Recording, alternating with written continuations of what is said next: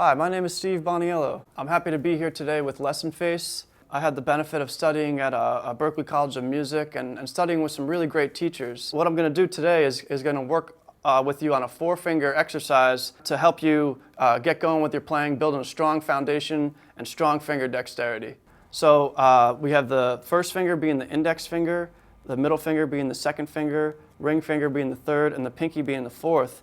And what we're going to do is we're going to set up here on the 5th fret. So on a lot of your basses or guitars, you could apply this to guitar as well.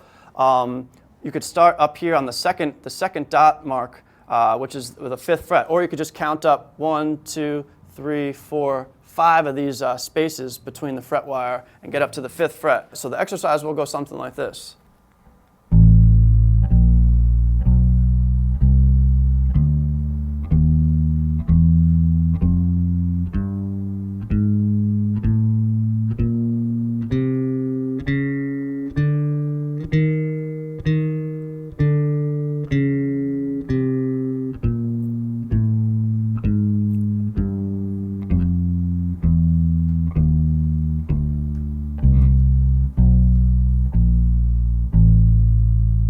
What I was doing there in terms of how my hand is positioned is I have my thumb kind of centered between my index and my middle finger in the back.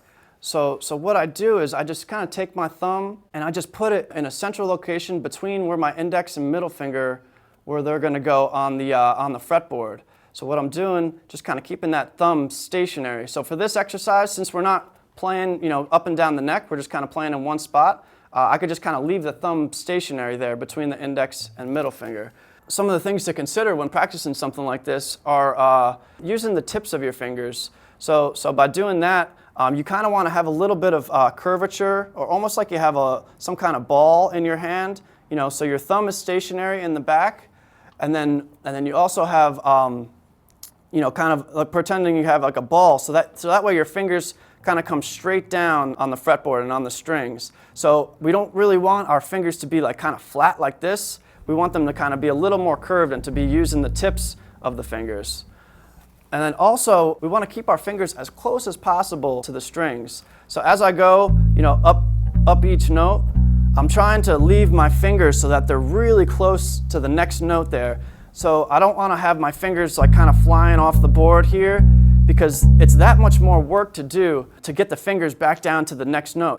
And then also what I was doing, I was using my index and my middle finger of my right hand. I'm just using kind of the cushy part of the tip of my finger.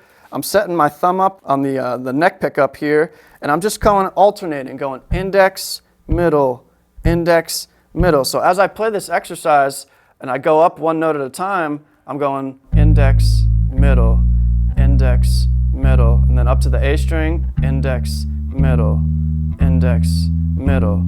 So again, I'm using kind of the cushy part because, if I use the tip of my finger as opposed to maybe a little more of the meaty part of your finger, it will affect the tone and the sound that you get from your instrument. Generally, the bass sound, you want to kind of have a nice, well-rounded, low-end sound. So by using that cushy part of your finger, it can attribute to a more well-rounded, low, bassy kind of sound.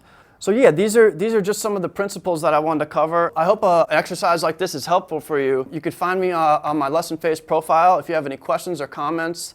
I offer a free 15-minute lesson, so if you have something that you're working on or if you're just getting going with your instrument, it would be great to work with you and help you, get settled in and work on that finger strength so that you can work on playing other stuff such as scales or your favorite songs. But we got to start and we got to build foundational technique in order to build that finger strength and dexterity. So thanks for checking it out, and I hope you enjoyed this.